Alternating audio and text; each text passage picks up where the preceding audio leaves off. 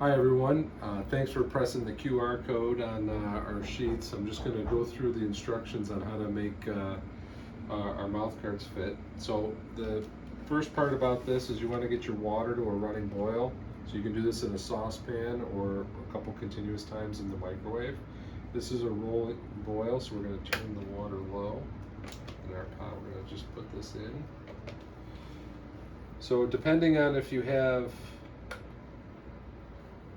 braces or not is how long you're going to want this to get and how pliable you want it to be. For people without braces, we're doing this for about a minute. For people that have braces, we want the material to be a little bit harder, so we give it about 30 seconds in there. So we're going to just have this in the water.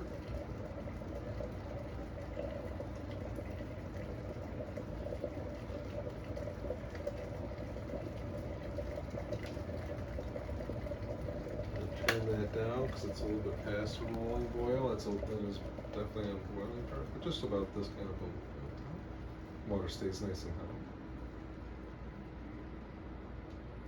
If you're interested in the hot pot, that came from Amazon. Compliments of Katie, our office manager. Just gonna check that. The material should be nice and pliable here. You can press in there, sort of see in your fingers.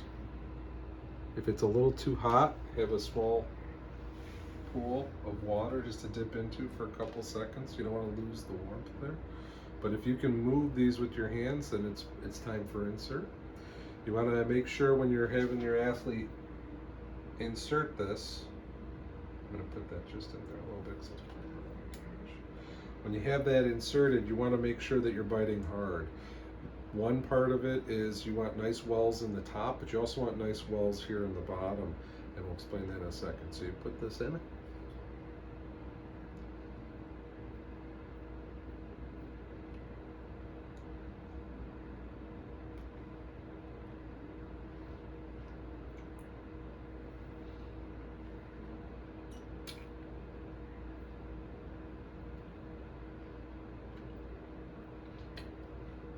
So that was just a couple seconds. We have that in there a little bit longer. You always want to check for good indentations on the bottom and in the top. You can use the puttiness of it when it's nice and soft. You can actually put some pressure there. I will sometimes tell our athletes when we're in office to kind of make like you're sucking through a straw, and that'll actually kind of pull this up onto the gingiva tissue there. You can always reheat these to get a tighter fit to them. Just make sure if you're doing it for numerous people in the family, you're using different hot water pots. We never put these back into there. We'll pour some out. Once you're happy and confident with the fit, you're going to put this in cool water to hold and let the material harden back up into its normal shape and form. The reason that the bottom is important to these is because from the research that the NHL has done in sports dentistry, having a place that your teeth are securely locked into, it minimizes the amount of force the jaw can go on impact. So think of this as a kind of an anvil, a big hammer when you hit the ground.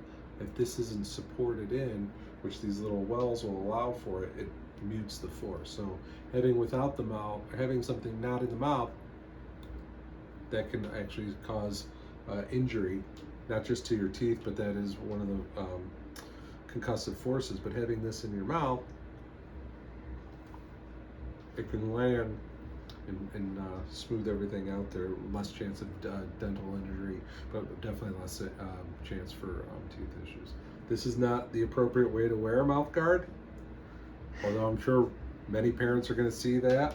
But hopefully, if you do catch your skater doing that, you can definitely take it back home, rewarm it up.